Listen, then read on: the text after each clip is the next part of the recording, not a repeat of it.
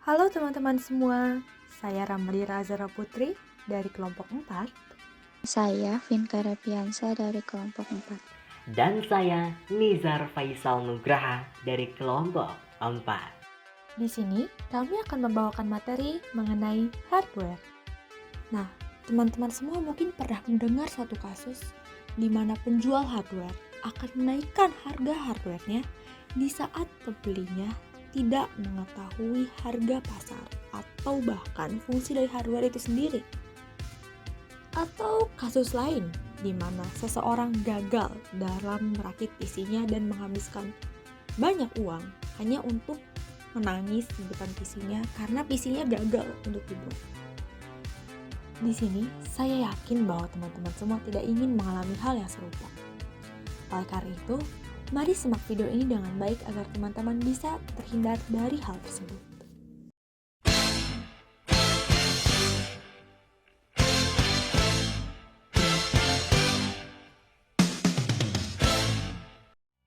Nah, sebelum kita mendalami materi hardware ini, ada pepatah yang mengatakan bahwa tak kenal maka tak sayang.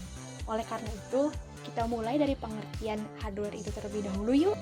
Nah, seperti yang teman-teman ketahui, sistem komputer itu terdiri dari software dan juga hardware. Nah, untuk hardware itu sendiri, atau yang biasa kita kenal dengan sebutan perangkat keras, adalah semua jenis komponen yang ada pada komputer di mana bagian fisiknya dapat terlihat secara kasat mata atau dapat diraba secara langsung. Jika komputer diibaratkan sebagai manusia, maka hardware adalah organ-organ pada tubuh yang dapat dilihat dan beberapa di antaranya dapat kita raba, seperti mata, kulit, dan sebagainya. Sama seperti organ pada tubuh manusia, hardware pun memiliki tugas dan fungsinya masing-masing yang dapat diklasifikasikan sebagai berikut. Yang pertama adalah input device atau unit masukan. Yang kedua adalah storage device atau unit penyimpanan. Yang ketiga adalah processing device atau unit pemrosesan. Yang keempat adalah output device atau unit keluaran. Dan yang kelima adalah add-on atau unit tambahan. Input device atau unit masukan. Unit ini berfungsi sebagai media untuk memasukkan data dari luar ke dalam suatu memori dan prosesor untuk diolah guna menghasilkan informasi yang diperlukan. Data yang dimasukkan ke dalam sistem komputer dapat berbentuk signal input dan maintenance input. Berdasarkan sifatnya, peralatan input dapat digolongkan menjadi dua, yaitu yang pertama adalah peralatan input langsung, yaitu di mana input yang dimasukkan langsung diproses oleh alat pemroses. Contohnya, keyboard, mouse, touchscreen, light pen, digitizer graphics tablet, dan scanner. Yang kedua adalah peralatan input tidak langsung, di mana input yang masuk akan melalui media tertentu sebelum suatu input diproses oleh alat pemroses. Alat input tidak langsung terdiri dari key to card, key to tab, dan key to disk. Berikut ini merupakan contoh input device bersama fungsinya. Mouse. Mouse berfungsi sebagai penunjuk sekaligus mengendalikan kursor untuk mengklik atau mengscroll. Keyboard. Fungsi keyboard adalah memasukkan huruf, angka, dan karakter khusus serta menjadi media untuk melakukan berbagai perintah, seperti menyimpan dan membuka file. Mikrofon. Mikrofon berfungsi untuk merekam atau memasukkan suara. Joystick. Joystick digunakan untuk memindahkan posisi kursor dan melakukan kontrol.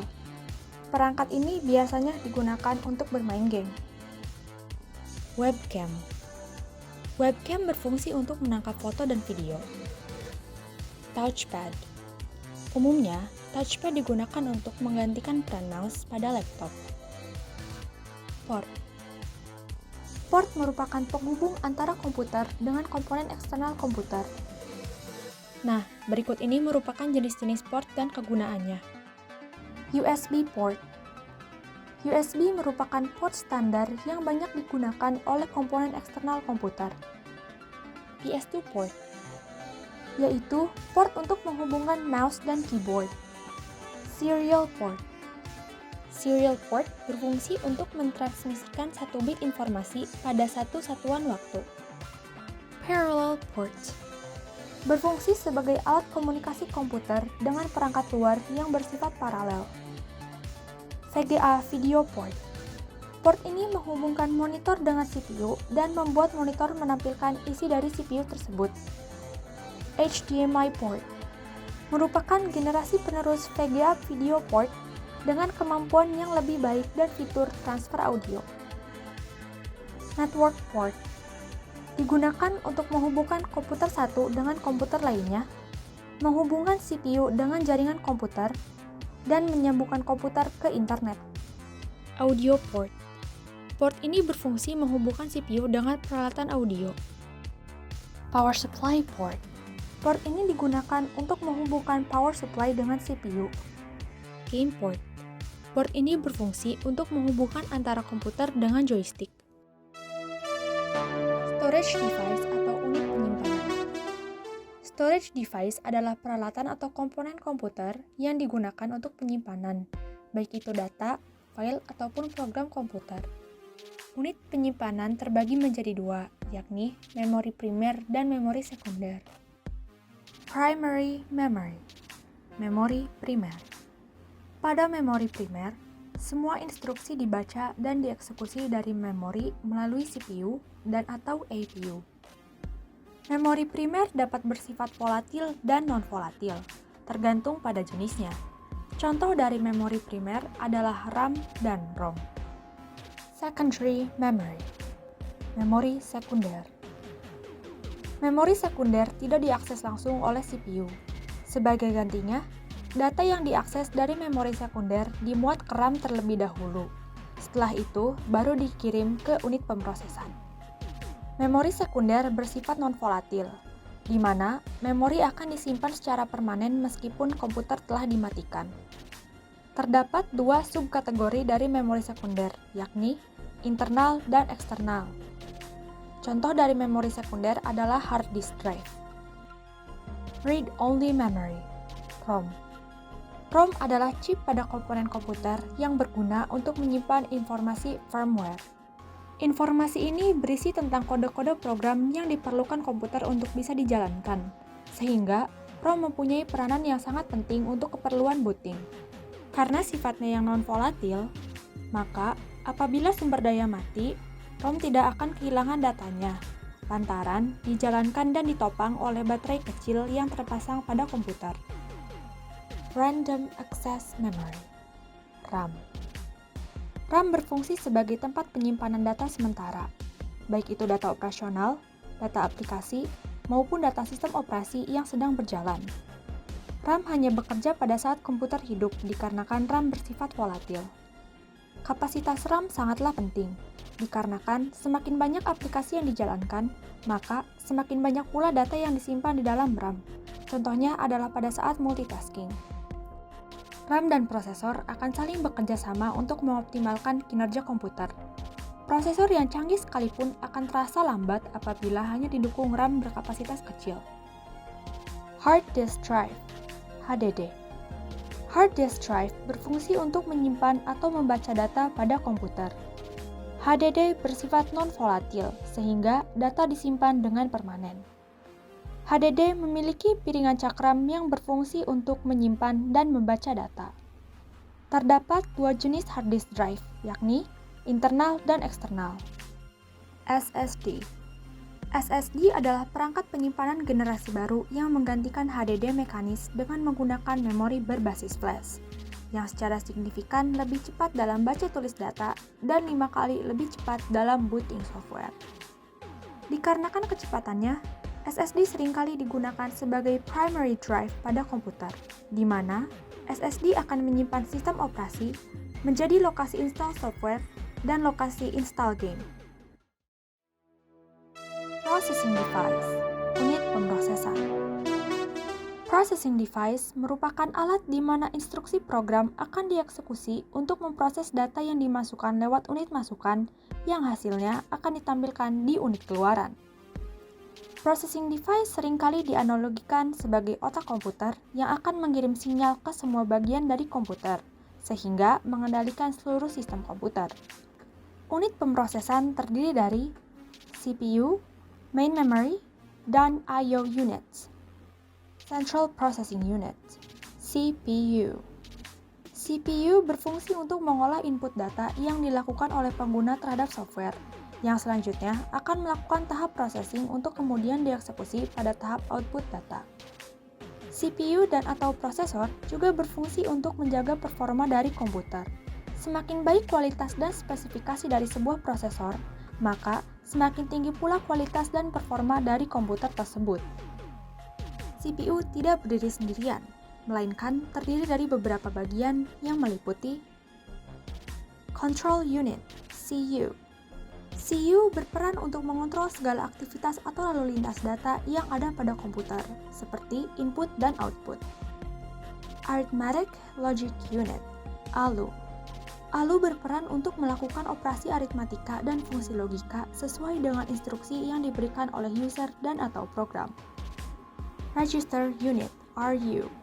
RU merupakan suatu tempat penyimpanan data sementara yang berukuran kecil dan memiliki kecepatan akses yang tinggi. Jenis prosesor. Setelah mengetahui fungsi dan bagian dari prosesor, berikut adalah jenis prosesor yang sering digunakan oleh banyak orang. Intel. Intel telah menjadi primadona yang sudah tidak diragukan lagi kualitasnya. Prosesor ini memiliki kelebihan turbo boost yang mampu mempercepat proses kerja komputer. AMD. AMD merupakan pesaing utama Intel. Prosesor ini merupakan prosesor yang disukai oleh gamers. Meski begitu, AMD memiliki kekurangan, yakni penggunaan daya yang lebih besar sehingga mengakibatkan prosesornya lebih cepat panas. ARM. Prosesor ARM kurang dikenal karena pengaplikasiannya yang memang berfokus pada router, handphone, serta musik player. Cyrix. Meski kualitasnya masih di bawah AMD dan Intel, tetapi Cyrix memiliki suhu kerja yang cenderung rendah dan memiliki fitur kecepatan yang optimal. Output device, unit keluaran, merupakan hardware yang bertugas untuk menampilkan data yang telah diproses oleh bagian prosesor, di mana sebelumnya data tersebut diambil oleh input device. Berikut adalah contoh output device beserta fungsinya. Monitor. Monitor berfungsi untuk menampilkan hasil olahan data dari input device yang sudah diproses oleh sistem komputer. Speaker. Speaker berfungsi untuk mengubah gelombang elektrik atau listrik menjadi audio atau gelombang suara. Printer. Printer berfungsi untuk mencetak file digital. Add-on. Unit tambahan. Add-on atau unit tambahan adalah komponen yang melengkapi kerja dari komputer. Unit tambahan terdiri dari motherboard, power supply, VGA card, sound card, dan sebagainya. Berikut ini adalah unit tambahan yang umum digunakan beserta fungsinya. Motherboard.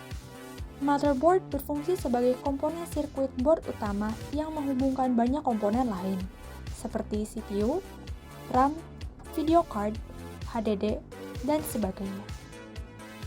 Jenis dari motherboard ditentukan berdasarkan jenis prosesor yang digunakan nantinya. Kita dapat melihat dan menentukan prosesor apa yang dapat digunakan oleh suatu motherboard dengan cara melihat kode jenis soketnya. Berikut ini adalah tabel jenis prosesor beserta dengan kode soketnya.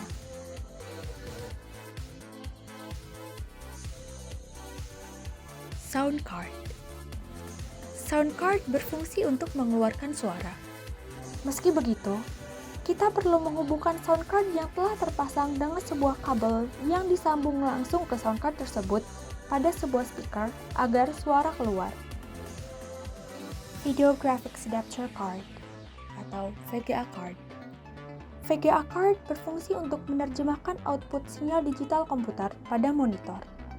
Sistem komputer dengan spesifikasi standar memiliki grafis terintegrasi pada motherboardnya yang biasa disebut VGA onboard.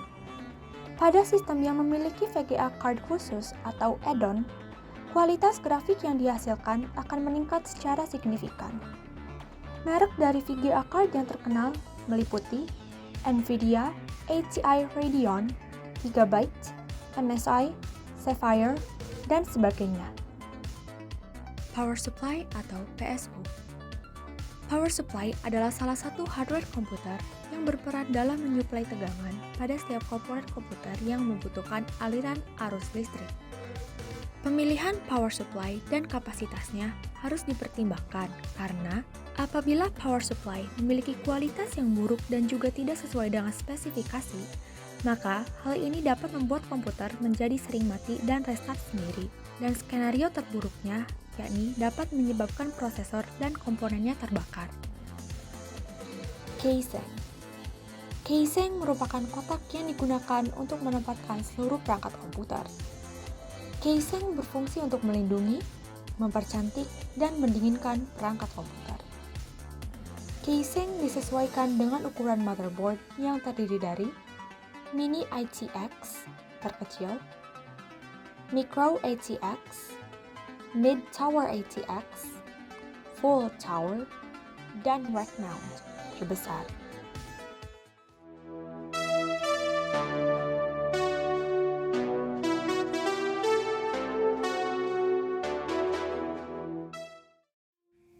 Setelah membahas tentang apa dan bagaimana itu hardware, pada bagian ini akan membahas tentang bagaimana sih caranya memilih spesifikasi personal computer atau PC. Terdapat 3 langkah yang patut diperhatikan sebelum atau ketika sedang memilih PC, yaitu langkah pertama, tentukan kebutuhan. Tanyakan kepada diri kamu, aku pakai PC buat apa ya? Ketahuilah bahwa spesifikasi PC yang ideal adalah berdasarkan kebutuhan. Misalnya, aku perlu PC untuk gaming nih. Tentunya, PC yang kamu butuhkan adalah PC dengan performa yang mumpuni demi menunjang pengalaman gaming kamu dengan lancar. Misalnya, PC itu harus mempunyai prosesor yang cepat, RAM yang cukup, dan kartu grafis yang berkualitas. Namun untuk kamu yang ingin menggunakan PC hanya untuk berselancar di internet atau untuk mengerjakan tugas ringan seperti mengolah data atau mengerjakan tugas sekolah, PC dengan kelas rendah saja sudah cukup. Langkah kedua, harga. Dengan menentukan kisaran harga minimum dan maksimum, ini akan memudahkan kamu memilih PC sesuai dengan isi dompet kamu. Ini seperti filter dalam fitur pencarian, di mana PC yang kamu inginkan akan tertampil dalam rentang atau kisaran harga yang telah kamu tentukan. Langkah ketiga, survei.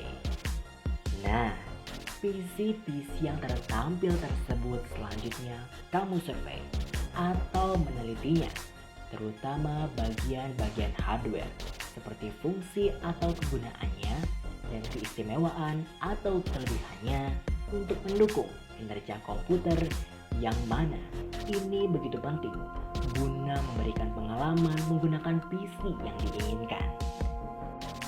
Lalu, apa yang akan terjadi apabila kita tidak memperhatikan keseimbangan pada spesifikasi komputer? Jawabannya adalah bottleneck. Ya, sama seperti hal lain di semesta, komputer juga harus memiliki hardware yang seimbang, sehingga dapat mendukung satu sama lain. Dalam konteks PC, bottleneck mengacu ke komponen yang membatasi potensi perangkat keras lain, karena perbedaan antara kemampuan maksimal dari kedua komponen. Bottleneck tidak sepenuhnya disebabkan oleh kualitas atau usia komponen, tetapi performanya. Bottleneck tidak hanya ditemukan di sistem kelas tinggi. Keseimbangan juga penting untuk sistem dengan perangkat keras tingkat pemula. Salah satu contoh bottleneck adalah PC saya sendiri, di mana VGA card-nya menghambat kinerja komponen lain, sehingga terjadilah hal-hal berikut ini. Meski begitu, saya sudah memperbaiki PC saya agar sekarang seimbang.